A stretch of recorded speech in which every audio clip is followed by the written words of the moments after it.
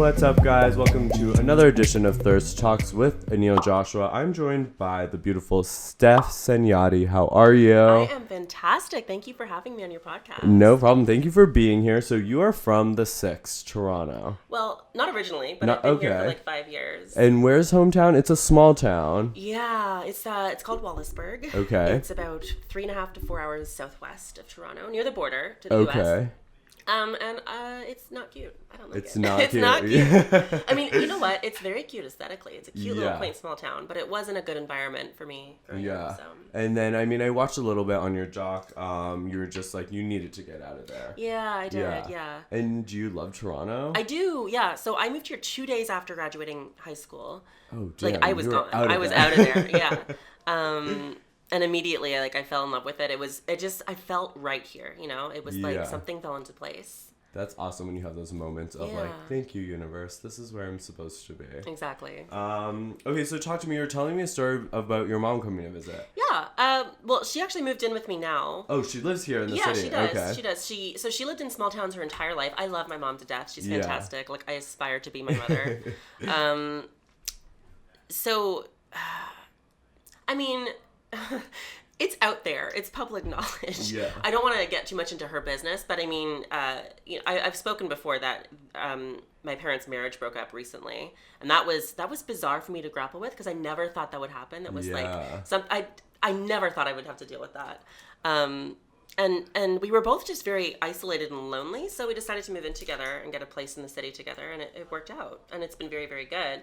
But it's like I moved to a different neighborhood because I'm used to being downtown because I very much like Queen West. I like the fashion district. I like being out in like the place where people can see me. And now I'm living in a more suburban area, which is beautiful and it's like gorgeous, but it's missing some of that Toronto soul. Yes, I know exactly what you mean. That energy, the freshness. And Liberty Village is great, but if you're maybe starting a family. Exactly. Like, I'm not like a lawyer. That's like 37, you know. So I want to be, like, I don't care if it's a studio. Like, I lived in a studio for 3 years and I loved it. I don't need much space. But we wanted to go to a more suburban neighborhood just because it was what my mom was more used to from a small town. She wanted, like, I feel like she wouldn't have been able to integrate very well if we just moved, like, to Yonge and Dundas area. Yeah, I think she would have been, very overwhelmed. So it's, I think it's kind of like a, what is that? Full circle? Yeah, I guess. Yeah, it's like I moved here and I got out and you know, she had some problem that's brought her down, that's caused her problems. Yeah. And now she got out. And I feel like Toronto's just a healing place. I don't know. I love that. And it's kind of cool. I mean, we're at this kind of age where like we're becoming friends with our parents in a weird way. And like there's times where we are the parent, where we have to be the parent. And it's so weird. I said to my brother, we were talking shortly after the whole thing exploded, was like you kind of realize that your parents are people, and it sounds silly because you always know that, but you see like extreme flaws in their character when something like this happens when you're an adult and you know you're trusted enough to be confided in. And it was just really interesting to see that and it's I don't know, it's been a learning process and a growth process.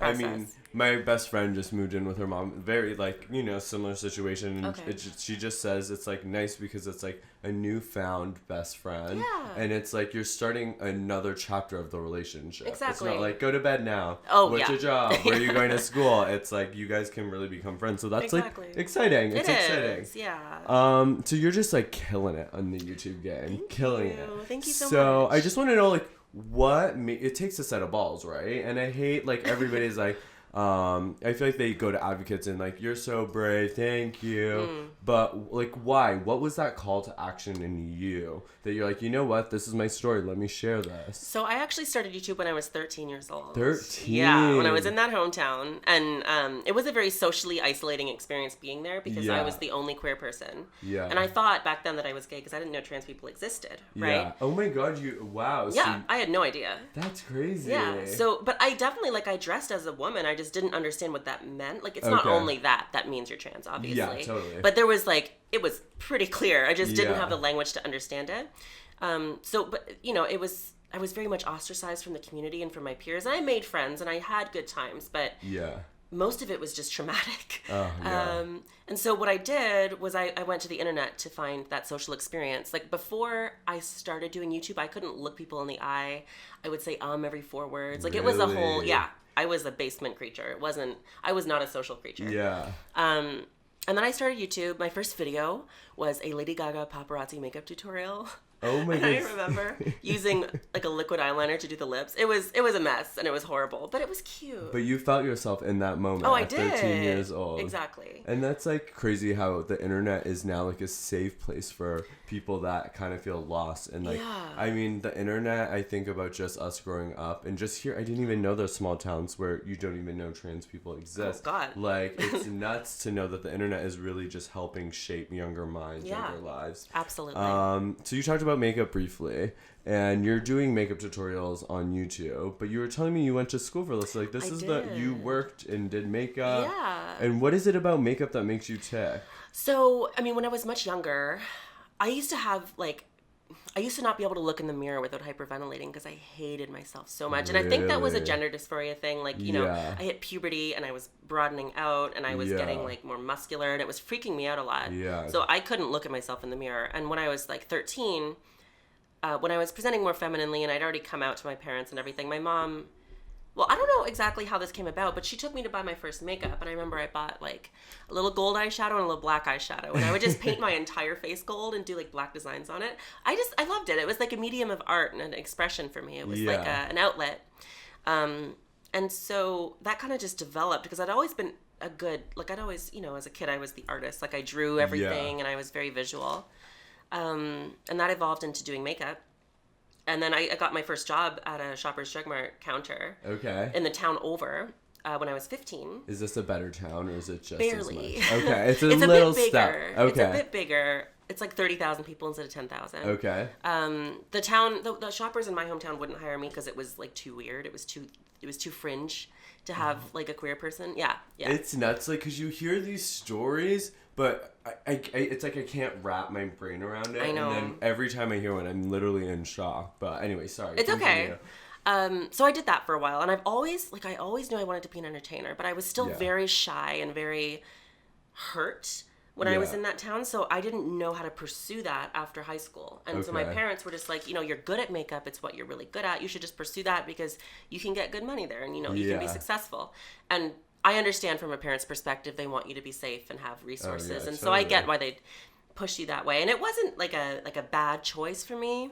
It was the only choice I could have made, really, because I needed to get here to break out of that shell first before I could break into entertainment. Okay, I see. It was a stepping stone, Exactly. So I went to Complexions, which is a private makeup school here in Toronto. I had an 8-month program where I learned everything from just like fashion and hair makeup to sculpting monsters and like prosthetic makeup and everything. And I was good at it. And I did that for maybe a year. I did like some television stuff and I did some editorial and some like short films. But something just wasn't clicking. Like, it just didn't satisfy me. Yeah. And I kind of realized at some point I like doing makeup on myself, and that was kind of that transformative power of it. And that's part of what led me to understand that I was trans, and that's why I loved makeup so much, is because, like, I could look the way I needed to be comfortable. Yeah. Wow, that's crazy how that walked you through that whole path and led you here. That's so... But the connections, you don't see them at the moment. You have to, like, look back and see them.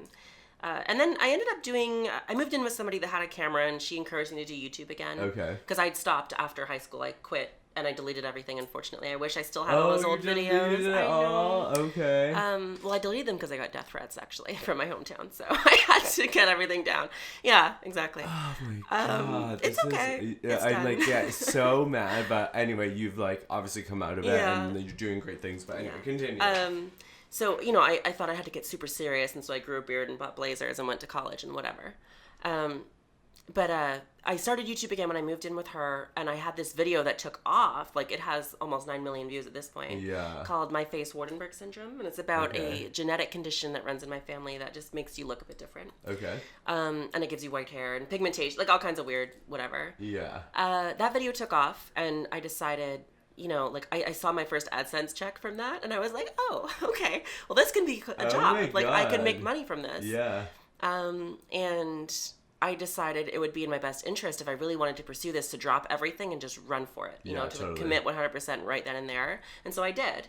And now it's been like 2.5, 3 years since then. And it's still it. Yeah. So how often are you producing content and videos now? When I was still a little bit smaller, I was very adamant, you know, 2 or 3 videos a week on a certain schedule. Yeah. But at a certain point as a creator, like after a few years, you run out of things to talk about, and you kind of have this like shift. And I think a lot of artists of all kinds of mediums do this, like musical artists or actors, right? They might change genres or something, where it's like, you know, you've done all that, and doing it again just doesn't make any sense, right? Yeah. So I went from this, I had this very like bubblegum, sweet, you know, purple hair and colorful clothing. Like, it's like cotton candy fantasy. Exactly. And I would raise my voice and talk like this and be really cute. Yeah. And I was like, this is dumb. I'm over it. Right? So that turned, like, I think I got sick of everything. And I was like, fuck this. Like, can I swear on your podcast? Yeah, oh my God, swear the fuck out of it. Thank you very much. Okay. And I kind of just like, I had a period where I didn't want to do it anymore. And I remember the reason I did this was to express myself and to learn myself and to connect with myself, right? So if I'm not being genuine, people aren't going to connect with me. And so 100%. I just decided I'm going to stop. I used to pitch my voice up 4% in post because I was like super self-conscious about it. I don't care anymore. Yeah. I've had this big journey in the past like year and a half of like, I wouldn't say acceptance. And I've had a lot of privileges too in the past couple years of like getting surgeries, and I've been on hormones for a long time, and like I'm very much in a better place and safer and more passing, which is a term I don't like, but than I was before. So I think, you know, I'm able now to just relax. Yeah. And breathe. Exactly. Yeah. And I can just like, I don't have to cross my legs all the time. I don't have to get acrylic nails, and I can wear short sleeves and have my biceps out. Like, I don't care anymore. Yeah. And that took a while for me to get there, but I'm very thankful. And I think I had to go through that bubblegum, like, I'm really sweet and feminine phase to get to this point where I can just not give a shit. And that's really healthy. And I think that's where YouTubers should be, or anybody that's in the public eye should just not give a shit. Because if you don't give a shit, then people can't mold you into something that you're not. Fair. And then you don't get into that place where you feel like you don't want to do it anymore. Yeah. But I don't know how to get there. It just happens. Yeah. Oh my God. You're literally like giving me chills because I am stuck in this little type of essentially not a rut, but I mean, David, my partner, is very big in branded marketing content. Right. This is his world. Mm-hmm. And I will update a story or try, sit there for hours like, hey guys, I'm here doing this. And he's like, that's not authentic. That's not how you talk. And I'm like, well, I don't know what to do. You know what I mean? Like, I'm stuck in this way. And I was talking to our last guest last night, and he was literally saying, once he decided to give 0 fucks, it was the most liberating thing, and his content is so authentic. Oh my and real. God. Okay, I'm so glad somebody else has said that, because, like, I don't see it very much. And there are YouTubers out there, content creators of any kind, that don't give a fuck and that are very genuine. But then there's also, I see creators that are very much like they're making sure they hashtag everything a certain way. And they're making sure that they get in every single, plug. And it's important to do that. There are best practices in this business, but it's also important to remember that you have to be able to connect to an audience that isn't in that world. Yeah. And they need to just be able to relax with you. And it's easy to forget that. Yep. Like recently, I just did like 8 branded videos in a row, which is very good for my business. It's very good for me personally. But, I noticed my views are dwindling a little bit. And I'm like, okay, well, this isn't working. And I didn't even notice that I did 8 branded videos in a row. It was just very much like I would, my manager brings me a brand and I'm like, cool, I'll do that. And I pump it out to him, right? Yeah. And it's very factory-like. True. And that's not cute for me. That's like the business mentality. Exactly. Yeah. And that's good to have, but not if you're sacrificing the authenticity and sacrificing the way to connect to your viewers too. Because that's the most important thing in this business. And that's where it's somebody's saying that it's 10% talent, 10% talent, 90% business, right? But what I think that they're missing is that it's 10% talent, but it's 10% authenticity, and then really the business part happens. Or maybe authenticity, what's the breakdown to you? Maybe authenticity is 50% of it. I think authenticity is a big part of it, because I think you can't really, you can have all the business know-how and everything, and you can have this, great knowledge and have a great understanding of, how to get these brands and everything. But if you don't have the platform, they don't want to work with you. True. Right? So you have to be able to build that platform and to genuinely have a connection with your viewers, and they're the most important thing, right? Yeah. Like, I grew up a big fan of Lady Gaga. Yeah. And I learned from her that, she used to do this, like, now as an adult, I kind of watch it and I'm like, oh, it's kind of infantilizing. I don't know. But very much like she kind of mothered her fans and her followers. She kind of became this like... Mother monster. Yeah. She became like a leader and like a safety bubble for a lot of young queer people. And I was in that bubble. And I think, you know, I kind of emulate that in the best way I can. Yeah. Because I understand that there are lots of people that need safety and they need that mother figure that they don't have maybe, or they need a parental figure, right? And that's where you get, like, I don't want it to come off like, oh, I do this because it's business wise and, you know, I'm faking it, because that's not it. I really genuinely enjoy that work and I enjoy connecting with these young people or, you know, people of any age. But I also understand that I have a responsibility with that ability to do that, not to be a good example necessarily, but to be myself and to be authentic and to give them an example of not giving a fuck so that they too can not give a fuck and they can achieve happiness. Exactly. I don't know. That's kind of, it's very roundabout, but... Yeah, because you're essentially saying by not giving a fuck, being your authentic self, you're basically being a role model, but the role model takeaway is just be yourself. Exactly. Give 0 fucks. You don't have to be a perfect person. Exactly. Like, I talk a lot about mental health in my channel, and if I'm having a bad day or having a breakdown, like, I go on my Instagram story and I say, like, I just cried for an hour because this happened or something. I don't know. Yeah. As an example. Talk it through on your Insta story? Right. Sometimes. Yeah. Not every time. But, because, you know, I want them to know that that's, you know, that a successful person or somebody that, you know, looks pretty or has clothes or has money, I don't know, that those people also have these moments where they feel weak or they feel like that queer kid in their hometown where they have no friends, right? Because I find there's a tendency, and I'll just drop a name because, like, I don't think this is an insulting thing to say. I think, you know, Gigi Gorgeous, for example, she's stunning and she's incredible and whatever. Yeah.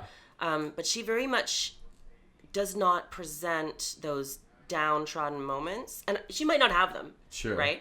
But I worry that, you know, young trans people will see that and think, well, I am not that happy or I'm not that in a good place, so I must be terrible or I'm not doing something right or this isn't right or, you know, things like that. And I want to make sure that they understand that that's totally normal, right? And that, you know, if you aren't in a place where you have all these privileges and all this wealth and all this, you know, safety, that you're going to feel those things anyway. Yeah, true. So, you know, it's important that they see that. Yeah, and I think, I mean, she lives a glamorous life. So people almost, it's easier to just see wow, I can't even say that word. Glamorous life and think that, you know, she's happy. But you're right. If you are able to share these raw, organic, emotional moments, that's what people feel connected, and that's how they feel a little bit safer. Like, you know what, I identify what she's going through, and I'm not alone, essentially. And exactly. I mean, that's really cool. Okay, so you do this all on social media, YouTube, Instagram. Are you on the Snap of the chats? Oh, no. You know, I've never been able to get into Snapchat. I think the best thing about Snapchat is that filter where it says, like, your name and then the day, and it has, like, you know, that little video film. Yeah. I'm not a big fan of Snapchat. I don't know. I like making things that last. And I feel like with Snapchat, it's there for 24 hours and it's gone.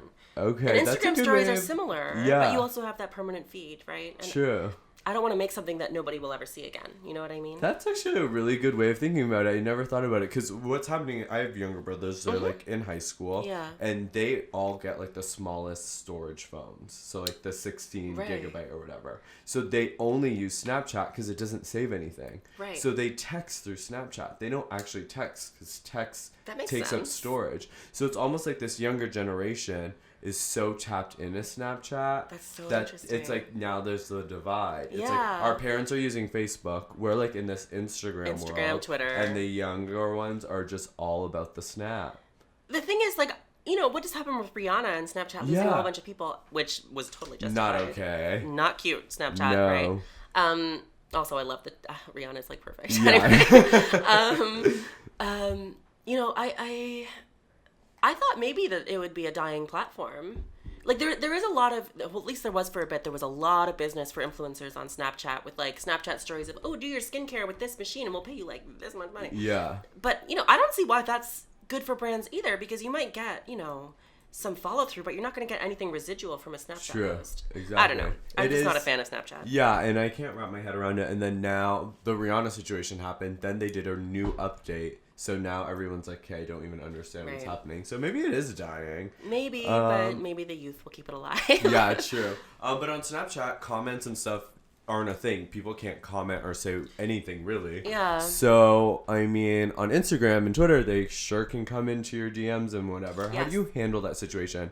Because there's hateful people out there. There are people that will make fake accounts and stuff. And you briefly mentioned this in one of your videos. You talk about, like, in a way, you're, like, used to it. I'm very used to it. I've been, like, I don't know, like I told you earlier, I used to have a point in my life where I couldn't look in the mirror because I couldn't look at myself.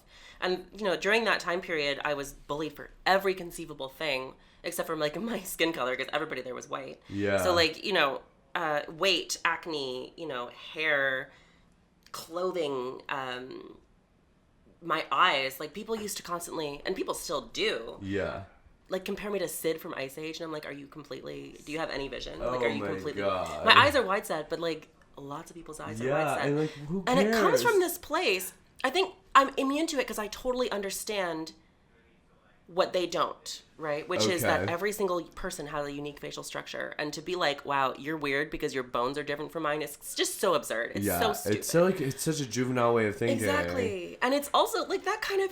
It flows into this other thing of like, well, if this person dislikes people that look different from them, are they also super racist? Are they also super, like, do they hate people that are in mobility devices? Like, where does it stop? And so from there, like, I just understand that this person is uncomfortable, that they don't like themselves, that they're lashing out because there's something they don't understand about themselves.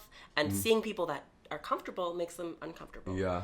And it's like, when you understand that, nothing can really get through to you from those people, right? Yeah. Wow. That's like really that you just like gave me some shook thoughts right there, because you're right. If you're taking the time to write that to somebody, there's an underlying issue going on. Like I can't imagine what goes through your head when you go to a video.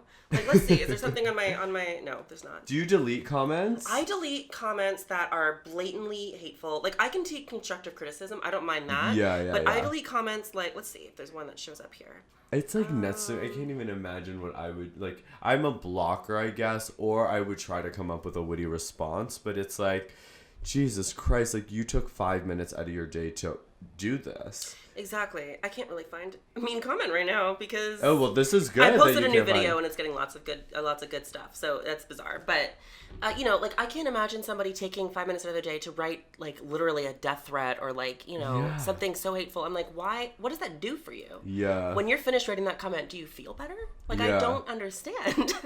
Do you ever have a fear? Like, do you get these death threats and stuff, and you're I mean, you are, like, YouTubers are really kind of like a new wave celebrity. Do you get scared, or do you ever wear something maybe that you're scared somebody's gonna be like, or you're just like, fuck, I don't care? Like, I think I very rarely feel fear anymore because I just don't give a shit. Yeah. But I don't know if that's good or not. Yeah. I definitely, like, when I went back to my hometown recently to film that documentary, like, I definitely was scared. Like, I couldn't leave that backyard by myself. I had to have my mom with me. And my cousins were like, don't leave by yourself. Like, it's dangerous. Your family was telling you not. Yes. Oh my God. Yeah. And I don't know if I'm actually in danger of death there, but it feels that way, and I think that's residual. But when I'm in Toronto, I don't give a shit what neighborhood it is. I can walk by myself anywhere. Yeah. I might choose not to wear heels or something, but I think that comes from a place as, like, in the city, I'm just, like, a weird-looking, fashionable woman.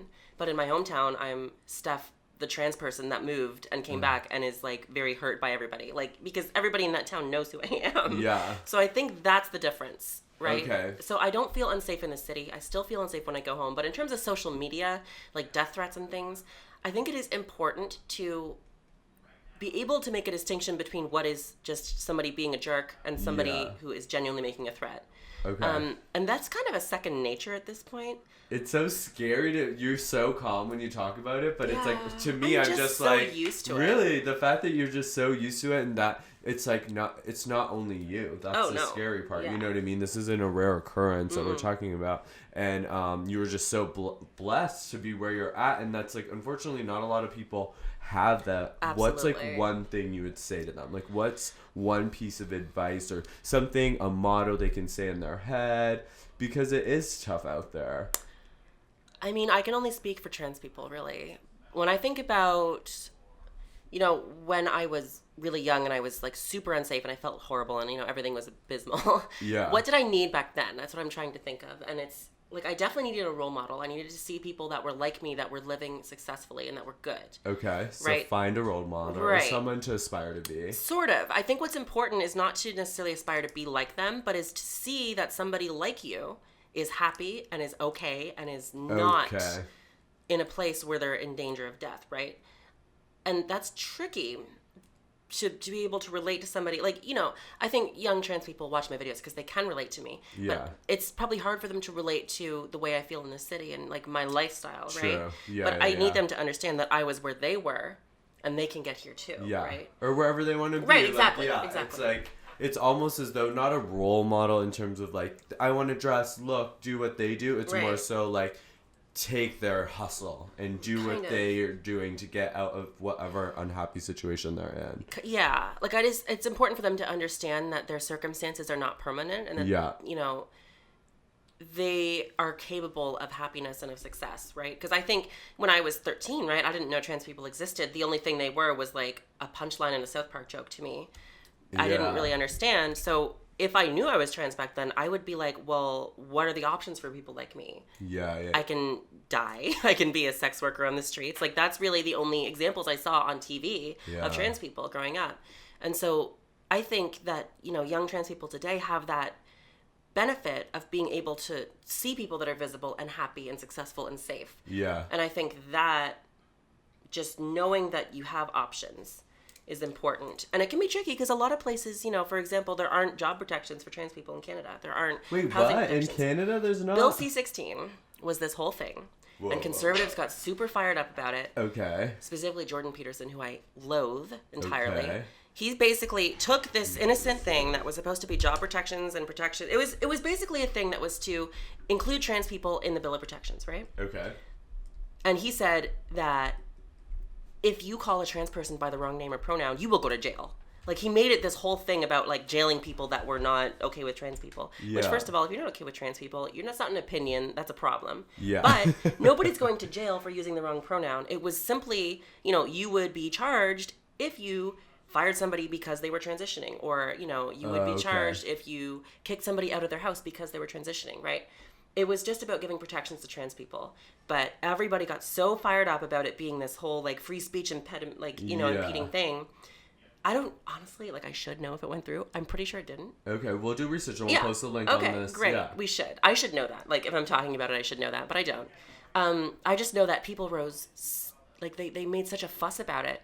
And it was so simple, and it was the one thing that we really, really needed to protect ourselves. Yeah. To give us those job protections and things like that. And it just, people were so fired up, and it's like, they can then turn around and say, like, oh, like, I don't have a problem with them as long as they don't, like, you know, hit on me or something, whatever. Yeah. But it's like, you obviously do, because you don't want me to have a job, you don't want me to have a house, you don't want me to go to the bathroom in public, so where do you want me to go? Yeah, exactly. Right? Anyway. You're trapping them in the basement. Yeah, you're forcing, they force trans people into careers like sex work on the street, right? Yeah. Poverty, homelessness, and then they're like, look at all these people on the street that are doing sex work. Yeah. They're bad. Right? And it's like, you put us there. Yeah. So you can't turn around and say that we're bad for being here after. That's totally fair. It's a shitty world we live in, and we've come far, but you know what? We have so much further to go. And it's people like you talking about it just the way you are. And there's this new wave of our generation, I think, has the new wave, the right energy, the knowledge, and the tools. And we're using these platforms, social media, and we really are going to change the way it works. I have faith. We can't get lost in all the darkness, if that makes sense. Exactly. No, absolutely. I think it's important to acknowledge, you know, bad things that are happening. Yeah. But it's also important to be aware or to, you know, feel like you can change those things. And when I say you shouldn't give a shit, I don't mean you shouldn't give a shit about everything. You shouldn't give a shit about what people think of you, right? But you should absolutely give a shit about the safety of other people, about the livelihood of other people. Yeah.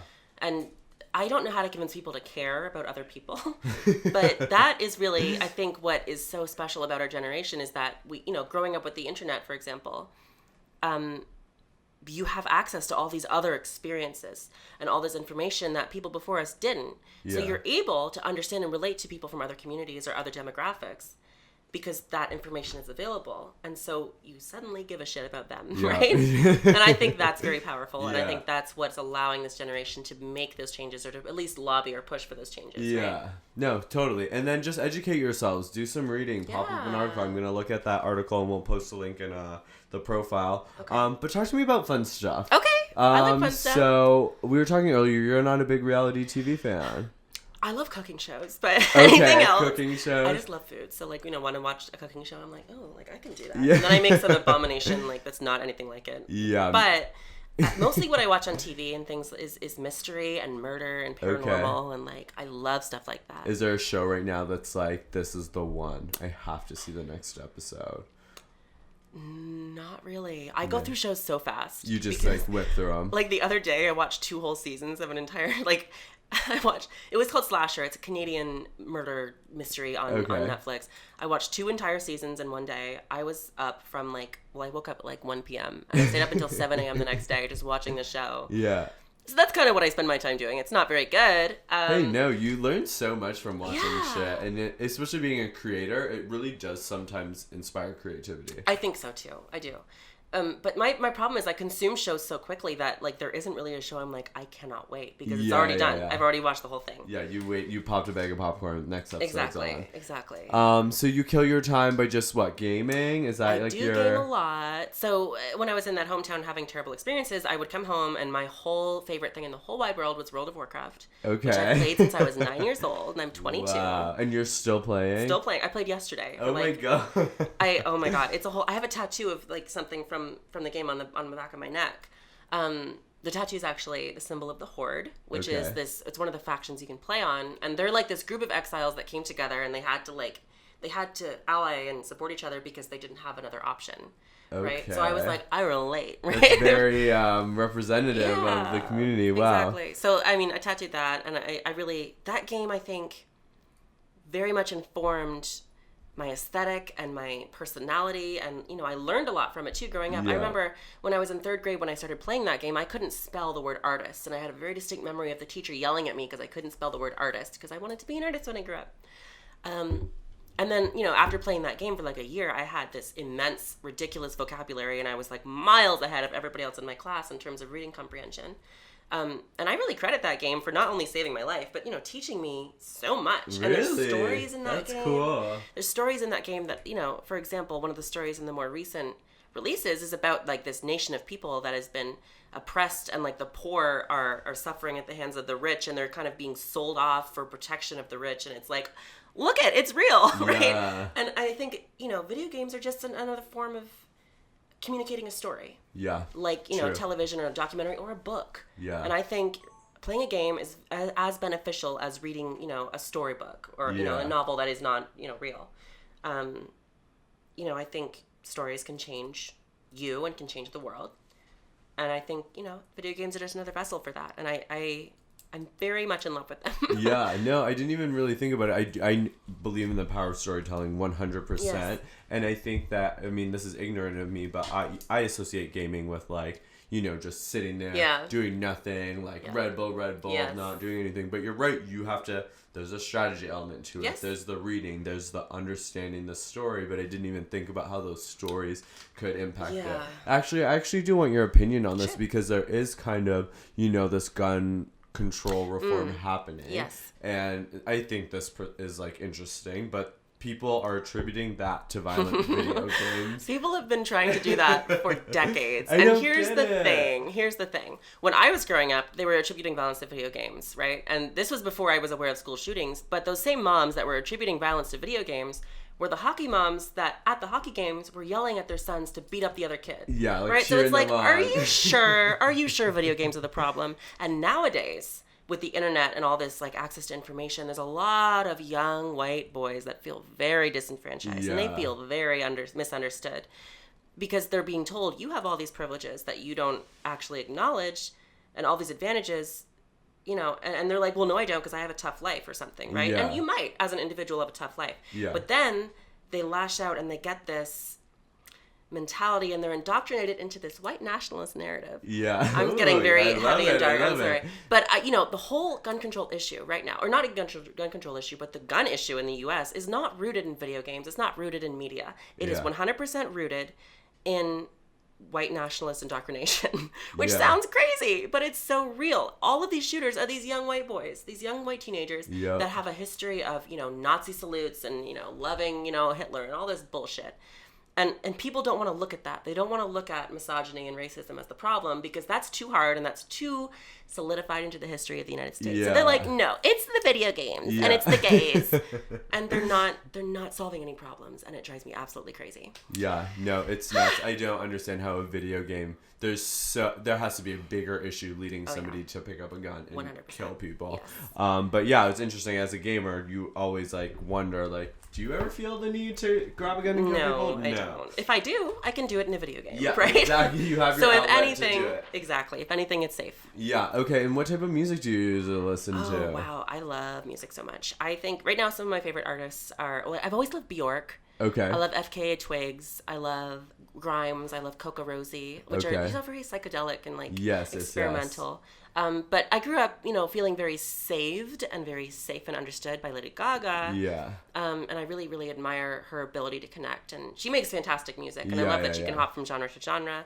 Rihanna, I think, is just the most incredible person. She's my god, yeah. I think everybody should aspire to be like Rihanna. Oh my right? Literally my god. Oh my god. I love her so much. What else do I love? I grew up to, I always wanted to be like my brother, right? Okay. So I'd listen to the music he listened to, which was very much heavy metal and Rammstein and Nightwish and things like that. Any of that. That's okay. It's not something I listen to very much, but if I want to be nostalgic, I go listen to that. Yeah. It's, very loud, glamorous, extremely dark. I don't know. It's fun. I like it. Is it Evanescence? Sort of. Okay. Evanescence is a bit mopier and a little bit less hard, but it's very much the same kind of trail. I do like them too. If I'm in a mood and I want to feel a bit, angry at the establishment, like a teenager, I listen to that kind of stuff. Me too. Yeah. Okay, so I want to wrap up with this. Sure. Is I'm sure you get this a lot, and I was kind of, to be completely honest, coming in, I was nervous. You know what I mean? I'm what could be offensive? What's the correct way of asking questions? So I wanted you to maybe run us through some popular questions that you or trans individuals get, and one, how to approach it, and two, when? How do we go about this conversation? So, immediately, the very first thing that comes to my mind is, it's the most common question probably every trans person gets is what genitals do you have? Yeah. And it's okay, I understand people are curious. Yes. But here's the thing is why do you need to know that unless we're going to be having sex? Fair. Right? So, I think it's appropriate to ask that question if you are sexually interested in them and it's clear that they're also interested in you back. Yeah. Otherwise, not really appropriate. Yeah. Do you go up to other random people? Here's the thing. Oh my God. Okay. Here's the thing is, looking at a trans person, you can't always know they're trans, right? I have friends that literally look like they were birthed out of pure estrogen, right? It's just they don't have a masculine bone in their body. Yeah. And, nobody would ask those girls what genitals they have. And they might have a vagina, right? Because they've had SRS. But they just assume that she's cis based on certain characteristics. Cis, by the way, if anybody's listening and doesn't know, it's a Latin prefix. It's the opposite of trans. It's been around for forever. Yeah. It just means on the same side of, whereas trans means across, right? Okay. So cisgender people is a thing that's been in medical communities since trans people have, and it's totally, I'm not making up words, okay? Yeah. Anyway, they just kind of assume people's genitals, but until they see somebody that's a bit ambiguous, and they're like, I need to know what's in your pants immediately. And it's why do you need to know that? So it's appropriate to ask if you're going to be having sex. Otherwise, okay, fair. That's a great approach to it. Exactly. It's just, I think we need to get people to a place where we stop looking at trans people and immediately think, how do they have sex, right? Yeah. Because why is that important? There's so much other stuff about us, right? Oh, totally. So that's the first thing that comes into my mind. Yeah, it's going to a man being how big's your dick? Right, exactly. Exactly. And with no intentions of touching it or doing anything just out of curiosity. Yeah. Or what does your labia look like? Yeah. It's it's not relevant, right? Yeah. But I understand the curiosity's there, so I do talk about that kind of thing on my channel a lot. Yeah. And I'm very upfront about it. But, it's not appropriate to ask that of a person that isn't already being super upfront about it in that context. Yeah, fair. Another thing I get is like, are you fully transitioned, or like, have you had, first we'll do, have you had the surgery? The surgery. Oh, as if there is one surgery that all trans people aspire to get. And that is the narrative that's been fed to people for forever. Oh, so totally. I understand the misconception. Yeah. But the reality is not every trans person wants to have SRS, sexual reassignment surgery. For me, the very first thing I got was facial feminization surgery because, everybody sees my face. That's the first thing that everybody sees. And that was my biggest insecurity, was like the way my bones changed during puberty and the way that like I had a brow bone and all the, like I just was very uncomfortable with my face. Yeah. So that to me was way more important than any genital stuff at all. Yeah. And I think, it's dangerous for trans people when we're just equated to our genitalia, because that's just, nobody wants that. Yeah. Nobody wants to be a walking genital, right? Exactly. And so I think what people need to understand is that there is not one surgery, there is not the surgery. And really, are you going to ask everybody about their surgical and medical history? Yeah, fair. Right? Like if Fair, I'm like, what surgeries have you had? Like, why would I ask that of anybody? Like, that's just not really important. Medical history is not important unless you're going to be having sex with somebody, for example. Maybe. Right? But even then, surgery maybe isn't what you want to touch on. Yeah, true. To answer that question, though, is like, have you had every surgery? It's, oops, sorry. I might have made a large noise there. I got a bit flustered. The question of have you had the surgery is... like, when people ask me that in person, I say, well, which one? Yeah. And then they get confused. And then I have the opportunity to explain to them, there are many surgeries a trans person might want. Yeah. But also, not all of us want to have surgery. Not all of us need to have hormones. It's an individual experience. And all transitioning is doing things to make you as comfortable as possible in your body, which cis people do all the time too. Yeah. Some dudes bulk up a lot and, go to the gym because they want to be larger because they have an issue being seen as small. Right? And trans women, myself, for example, I might, work very hard to look smaller because I don't feel comfortable taking up a lot of space in a room or being seen as masculine and dominating, right? Yeah. And it's the same thing. It's just how you want to adjust your body, no matter what your gender is, to look the way you want. Exactly. And I think that there's a tendency to separate trans people and the way that they change their bodies from the way cis people change their bodies. Yeah. And it's the same thing. It's the exact same thing. Totally. And that's what people need to understand. Yeah, wow, that's a great way of like breaking it down, because like we all are human at the end of the day. Yeah. We all want to make changes to our body, to each their own. Go do it, and just if you want to have a conversation about it, make sure the moment's right. Exactly, and make sure it's appropriate, right? Yeah. What's like one more that you like? I don't know, are frustrating with, or one way, or I don't know, like a tip to approach, because right away, obviously, if it's common sense to me, maybe being in the LGBT, I just flustered all of the words. That's okay. LGBTQAI community is that we, you don't walk up to someone and be like, oh my God, do you have a dick? Do you have a vagina? Like, we get that. Some people don't. But like, what's one thing for our community we can do to support the trans community? Because, you heard about the RuPaul thing, right? I did. What are your thoughts on that quickly, actually? So, I respect what RuPaul has done for the queer community. But I think it's very unfortunate that he lost sight of the fact that trans women started not only drag, but started the entire liberation of queer people. Sylvia Rivera and Marsha P. Johnson are just swept under the rug constantly and replaced with these, like, sculpted white muscle gods. And it's like, those men maybe did important work, but they did not start this movement. They did not give you this freedom. Yes. And it's very frustrating for me to see somebody that's so prominent in the LGBT community that everybody looks to as the speaker and the figurehead, right? Yep. Especially straight, white, cis people that watch it on TV, right? It's frustrating to me that he threw us under the bus. Yeah. What he said was basically that trans people should not be able to participate in his show because they have an advantage of being on hormones. Yes. But one, not all trans people are on hormones. Yeah. A lot of his contestants have had surgeries and fillers to look more feminine, so they have an advantage. So why are they allowed, right? Yeah. And furthermore, drag is just an exploration of gender. It's not necessarily a cis man dressing up as a woman. It's not about that commentary of comedy on what a woman is. It's not about that. Exactly. It is entertainment. It's an art form.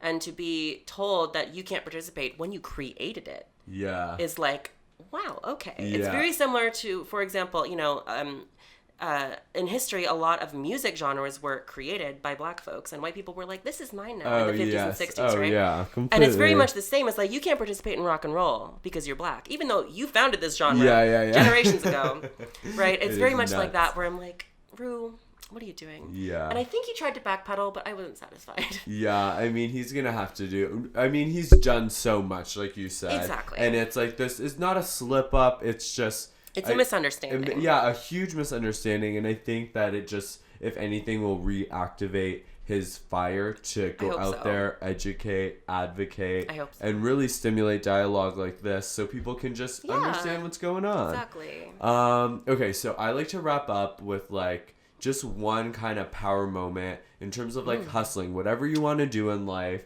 you're obviously doing it. You're killing it in the YouTube game. You're doing your makeup stuff. You're just being you, right? So what do you have to say to listeners to be themselves, to get what they want, and live the life that they want to do?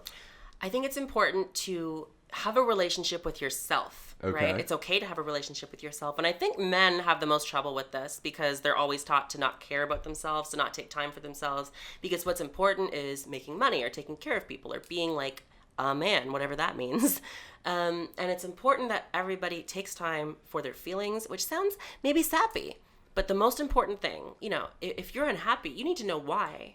And if instead you just go to work to make more money to come home and be unhappy again, that's not helpful. Yeah. So, no matter your circumstances, I think, take 5 minutes, close your eyes and just think about yourself. I see this a lot in my male relatives too sometimes, is like, I don't know what their hobbies are. I don't know what makes them happy. I don't know what they love. And it's very, very sad. And it's not only men, but it's prominently dudes that have trouble with this.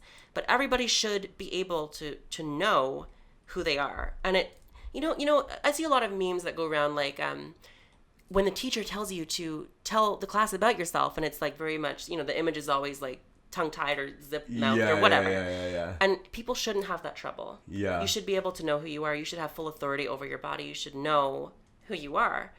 And there's ways to do that. So take time for yourself. Take care of yourself. Even if it's something as simple as putting moisturizer on.